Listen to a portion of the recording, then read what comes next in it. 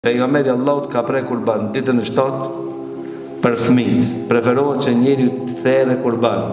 E vlera e therrjes së kurbanit të gjithë ne e dimë, akika ne i thojmë, për shkak se pejgamberi Allahut ka thonë se çdo fëmijë është i prangosur nga ana e shejtanit. Pra shejtani përsa të lindë një fëmijë poshtja, shejtani e lidh durt, e lidh këmbë, e lidh dhe ta shtrëngon deri ta therrë kurbanin. Kur ti therrë kurbani ai njeri lirohet. Çka do të thonë lirohet?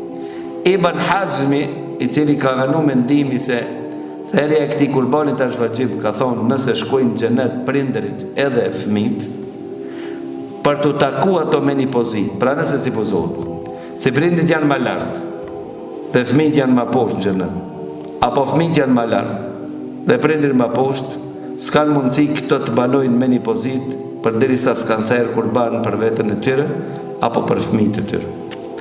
Therrja e kurbanit është që i bashkon ato në xhenet me një pozitë. Pra nëse fëmijët janë më lart, Allahu Azza wa Jall i lartëson dhe prindërit. Nëse prindërit janë më lart, Allahu Azza wa Jall i lartëson kanë fëmijët. Kjo është një koment.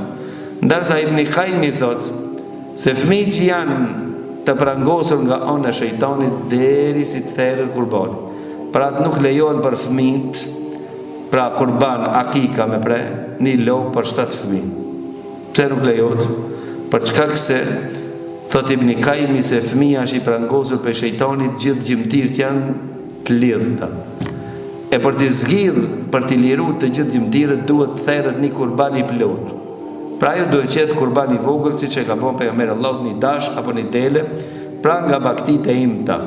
E Imam Malik ka thonë, nëse planifikon njeri me pre kurban të madh, atëherë duhet një lopë për një fëmijë. Edhe qoftë edhe kurban i madh, duhet me qenën me gjithë gjymtyrët që të lirohen.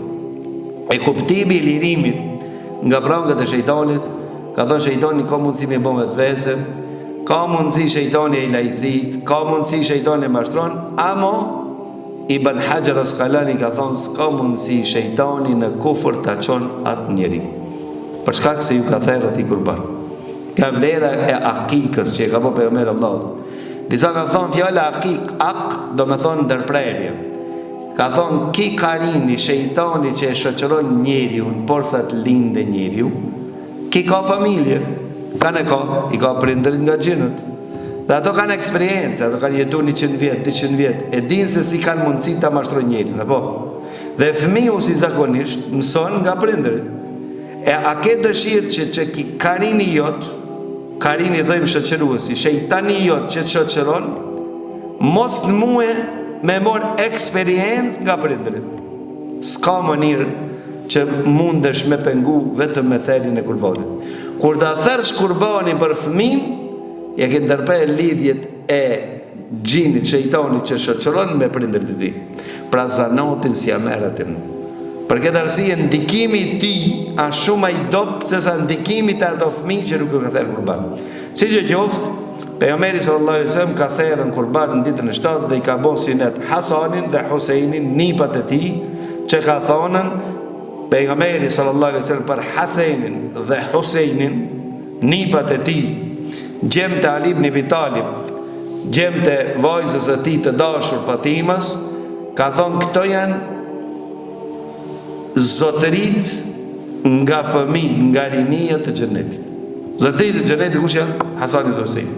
Kështu pejgamberi sallallahu alaihi wasallam i ka emërtuar dhe e ka preferuar që kjo të ndodhe në ditën e 7 nëse mundet. Nëse s'mundet, atëherë do më dhënë sa më parë më mirë.